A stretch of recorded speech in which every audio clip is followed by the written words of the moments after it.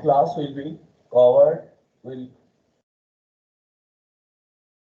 cover the control volume, momentum balance, and equation of continuity. Control volume, why it is so important?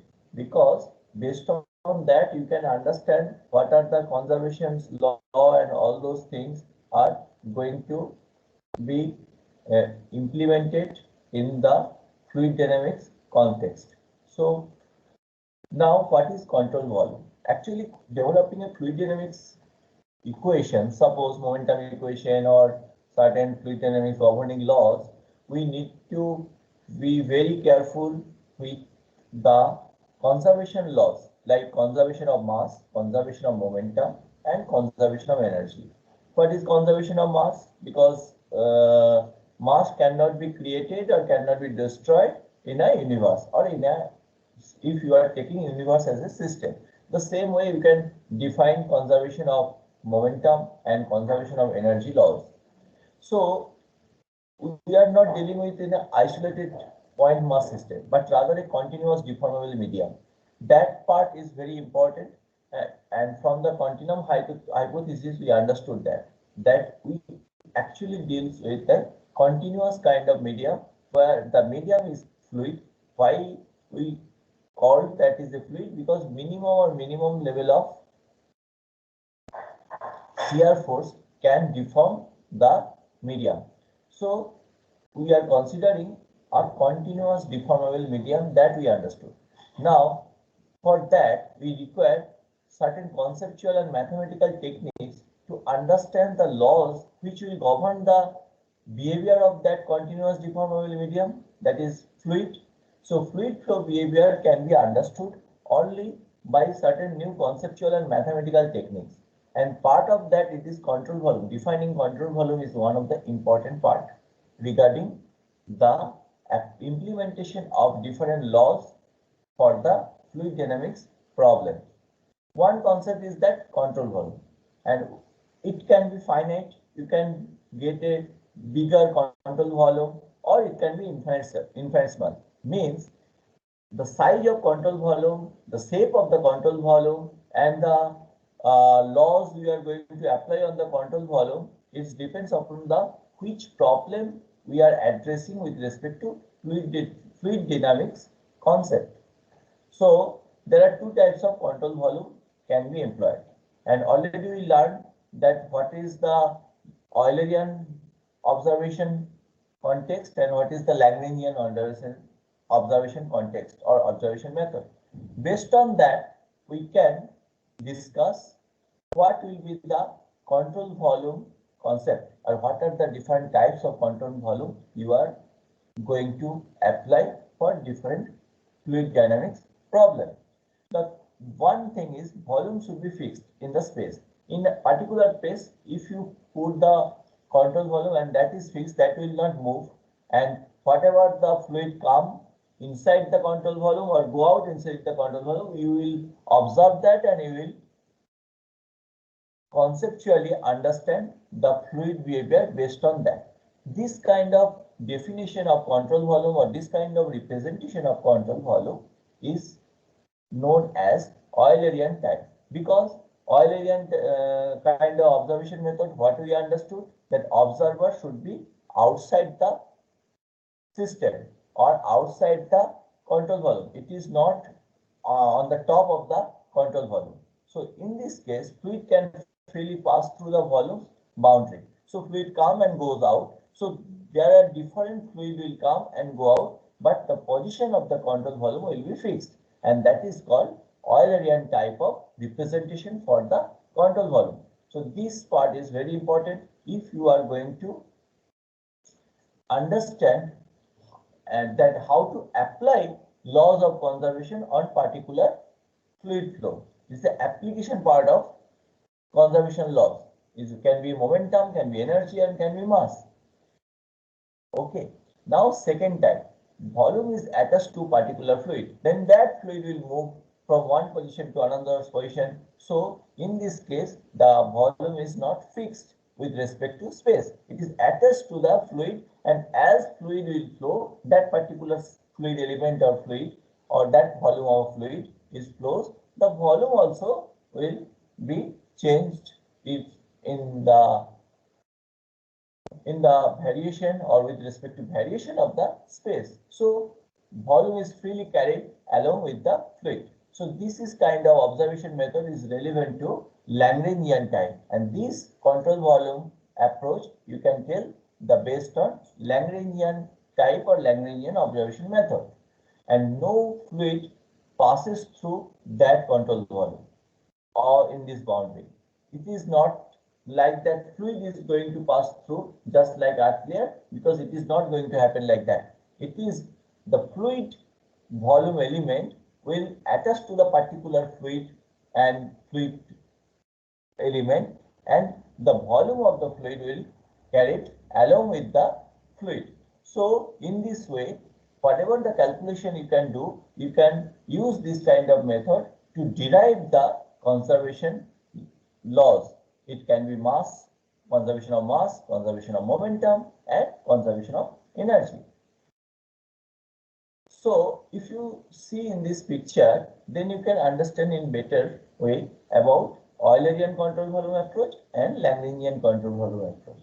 Here you can see the volume element, a certain size and shape. It is fixed in the space. With respect to different time step, this volume element not going to change its position or its variation of its coordinate, not going to happen. This volume is fixed, and what will happen? The fluid will come inside the control volume and go out.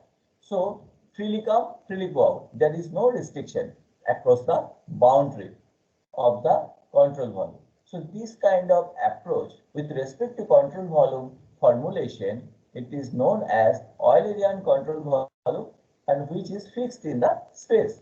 And if you see the Lagrangian control volume, you see with respect to different time step, the control volume is moving. And how it is moving? What is the guiding factor? Actually, control volume is attached to the particular fluid element. And as the fluid element is moving from one position to another position, the attached control volume also moving from one position to another position. And this is the thing where the control volume is not fixed with respect to space. So if you want to define the control volume here, you have to take care of initial position of that particular fluid element. Based on that, you can tag the fluid element, and when you are tagging the fluid element, then it is automatically by default you are tagging the control volume. So this is the Lagrangian control volume, which is moving with the fluid. This is actually represent, if you take care of the movement of the control volume, path of the control volume, then you can understand the trajectory of that particular fluid element, trajectory of that particular fluid element. I am repeating, means the Lagrangian type of control volume can be used to derive the different conservation laws. And if you are looking at Eulerian type of control volume, you can easily apply different type of conservation laws on the control volume.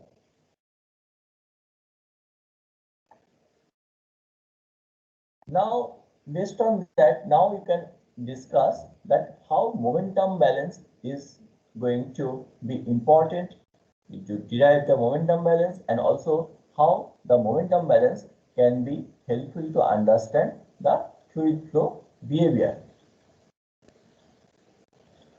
Actually, a momentum balance is applied to a small control volume of fluid to develop a differential equation. This small control volume means if you decrease the size of the control volume, then only you can get the differential form of a particular equation. That's why if you want to develop a differential equation which will represent the momentum balance, then the control volume should be very smaller. The differential equation, when their solution comply with the physical restriction, what are the physical restrictions? The boundary condition. Suppose certain boundary you want to define the velocity, or you want to fixed by a wall, velocity will be 0. In this way, that you can put certain restriction, and yield certain algebraic relationship which can be used to determine the engineering characteristics of the system. This is the way to represent or to understand or to get the solution algebraically representation in order to understand the complete behavior in case of fluid dynamics. The solution gives the velocity distribution. From the solution, what you will get? You will get the velocity distribution, and from which other characteristics, including shear stress and fluid solid at fluid solid interface. If you are restricting the fluid with certain kind of wall, if the fluid is flowing through the parallel plate or in the circular pipe anywhere, so there is a fluid solid interface will be there, and what will be the shear stress at that position? If you want to evaluate, then this solution which will give the velocity distribution is going to help you. So overall momentum balance also, what will be the thing? In a particular control volume, the rate of momentum in and rate of momentum out, rate of momentum in and rate of momentum out, if you subtract from rate of momentum in by rate of momentum out, and whatever the forces acting on the system at that time, if you add up these things, it must be zero. That is actually momentum balance. And momentum balance actually is a force balance kind of things, because we are concerned with the rate of momentum. And as per second law of Newton, rate of momentum directly proportional to the applied force. So that actually important. So rate of momentum that enters and leaves out of this particular unit volume, and unit volume of what? Now what? That control volume, what you have already understood. And in this case, we are applying momentum balance to generally Eulerian type of control volume we can talk about. Okay.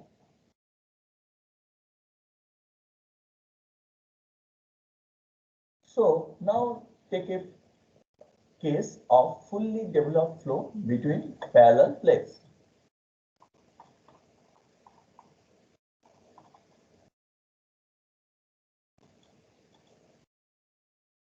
Consider the flow of a fluid between parallel plates in the figure. The velocity at the entrance is uniform. If you see that first assumption, you are telling that at the entrance of that parallel plate, that whatever the figures, it is uniform. As the flow progresses, the velocity gradient must form because the fluid clings to the wall. One part is wall is there. So what will happen? There should be a velocity gradient at some distance downstream from the entrance. The velocity profile becomes independent of distance from the entrance, and the flow is then fully developed. So in this way, if you can see that, suppose you in the figure you can check that there is a reason for fully developed flow. Start at x equal to 0, the position, and consider the unit volume with a thickness of delta y, width of w, and length of L, already shown in the figure. Now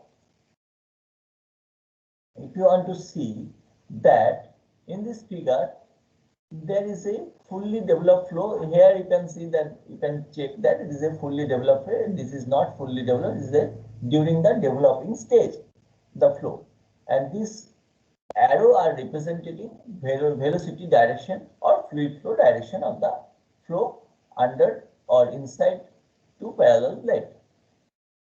Okay, now the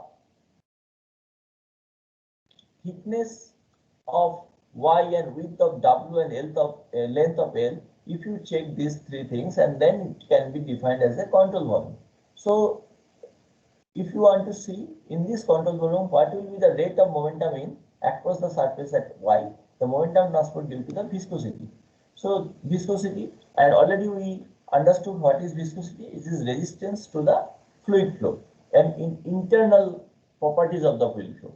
So this part, this equation we can do, and then rate of momentum out based on y plus del y, because del y is the one dimension of the control volume. So in this way, same way, rate of momentum in across the surface. And if you check all these equation, then we have to add up all those things and with a proper direction, and then we will get the conservation law of momentum or momentum balance equation. This actually now the after adding and all those things, the momentum in, momentum out, then accumulated forces, and based on that, if you put the equation and it equate to the zero, then it is actually momentum balance. But when you are getting a momentum balance equation, then if you are taking very small control value, then already I told that then you can represent such kind of equation to a differential form which is there. This is the differential form of this equation. Now when you are getting differential form, then you can apply the different boundary condition in order to solve it. Okay. So boundary condition 1, what it is saying that at y equal to 0, the shear force or the viscosity, if we can, the shear force is 0. And when it is the fully developed case, when it is y equal to delta, what is delta? Y equal to delta means when it is just near the, or it is at the wall velocity.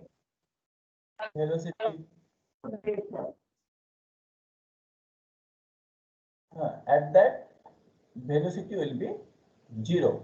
Okay, and after, if you want to see what will be the conservation law of momentum, for that what you used to do, you have to apply this boundary condition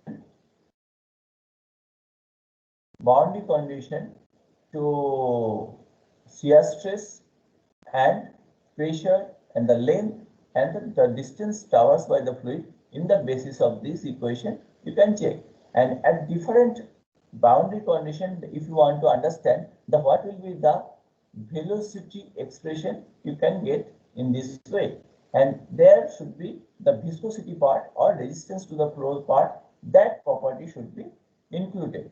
And after that, if you check the maximum velocity, average velocity and all those things, you can check based on certain calculation. And what will be the calculation? Where will be the highest velocity? At the middle of that equidistance from the two plate, the maximum velocity. So if you put y equal to 0, then we will get the maximum velocity. In this way, average velocity, if you 0 to y and y 1 by 0 to delta and 1 by delta, if you integrate it and then divide it by delta, you will get the average velocity and volume of flow rate. Accordingly, you can calculate. This is the way you can understand how to do the momentum balance for particular fluid flow between two parallel plates. Okay. Now, the concept of incompressibility is important. What is incompressibility? It is just like if you are applying certain forces and immediately the density is changing or it is not changing, based on that you can tell that that fluid is compressible or incompressible. And this kind of concept actually create big difference between liquids and gases. Density of gases is easy to change. If even slightest of the pressure, if you can vary, then density of gases is going to change. But fluid are usually incompressible. Incompressibility means that the density of fluid is independent of the applied pressure to that fluid system. This is not the perfectly true, because in a fluid, if the molecule, gaseous molecules, the free mean path is high, then if you apply the pressure, then the density will change. So fluid do contract and expand a little, but not much. So that if you are talking about liquid which are incompressible, assumed to be incompressible, at that kind of scenario, the contraction and expansion of a fluid due to application of pressure or withdrawal of pressure, that is very negligible. You can neglect it. At that scenario, you can tell that incompressibility features can be attached to those fluids. For example, the formula for how the pressure depends on the depth of the fluid assume that the density remain constant, even though the pressure increases. So even you can understand based on the Pascal's principle, it also depends on that only. And Pascal's principle says that if you push at one end of the fluid, the pressure increases everywhere. If the fluid were compressible, what would just happen is that part of the fluid will become more dense and other part is not going to be so dense. So it is near the pressure point, the point of application of pressure. If the fluid is near to that, then density will be high at that position. So if it is a compressible. So we used to take for this subject, fluid dynamics subject, and we used to concentrate on the liquid as a fluid for this dynamics, understanding of this dynamics. So we'll take that fluid will be incompressible. Very rare certain cases we will take that compressible fluid concept. Okay. So now we are going to understand about equation of continuity. It is very important concept and we should understand that.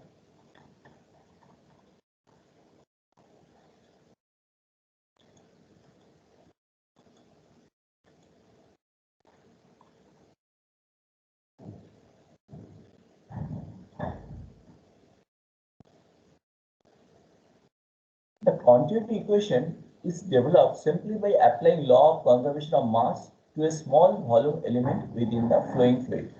Actually, the continuity equation is nothing but it is a concept or it is a law where the law of conservation of mass is applied.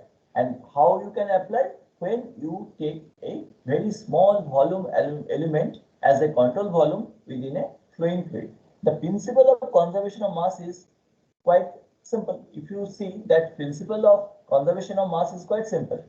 And if you want to apply it, you have to just use the concept of material balances. And if you want to use those kind of material balance concept, and then you can derive the continuity equation for a particular control volume. So now we are going to see that. In fluid dynamics, the continuity equation states that the rate at which mass enters a system is equal to rate at which mass leaves the system plus the accumulation of mass within the system. So it's basically a conservation of mass laws.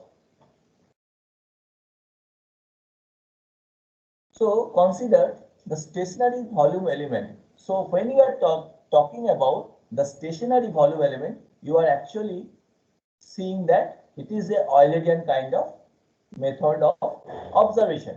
So here within a fluid moving with a velocity having component Vx, Vy and Vz as you can see in the picture. And we begin with the basic representation, rate of mass accumulation equal to rate of mass in minus rate of mass out.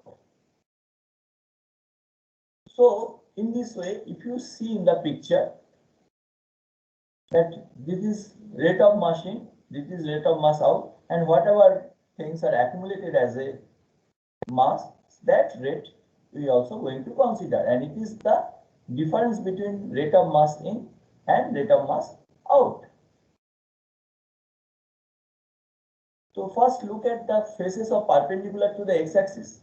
The volume of flow rate or volume flow rate of the liquid or fluid in the across the face at x is simply the product of the velocity and the cross-sectional area at that particular face, the cross-sectional area.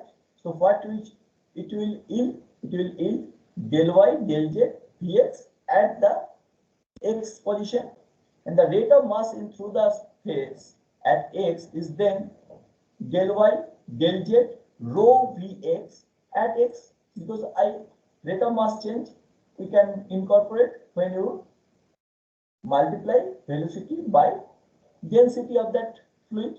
Similarly, rate of mass of out through the face at x plus del x is del y del z rho vx at x plus del x position. We can write analogous expression for the other two pairs. Same way you can write. So what will happen? The accumulation is the rate of change of mass within the control volume, that is del x, del y, del z, and rho, the differential form of density with respect to time, that is del x, del y, del z multiplied by del rho by del t. And now if you apply the mass balance concept, that is material balance or mass balance concept, then you will get this kind of equations. This equation already I told and I discussed about this with individual term, how it will represent the mass in and mass out concept. And this is the you can tell the accumulation is the rate of change of mass within the control volume. So for this kind of fluid flow, how the rate of mass change is happening inside the control volume we are considering. And since the control volume position or with respect to control space, control volume position is fixed, then we can obviously tell this is the Eulerian method of observation. And if you apply that, and if you just mathematically derive these things and you convert it to proper differential equation, then you will get a partial differential equation form like that, rho dp dt and equals to this. And this part will be 0 if with respect to time density is not going to change. Means if you are talking about incompressible fluid, then what will happen? These kind of things are not going to change. This term is become equal. So this is where you can consider that conservation law of mass you can apply, and also you apply the incompressibility concept. Both kind of concept will lead to your equation of continuity for the incompressible fluid. So today class is over.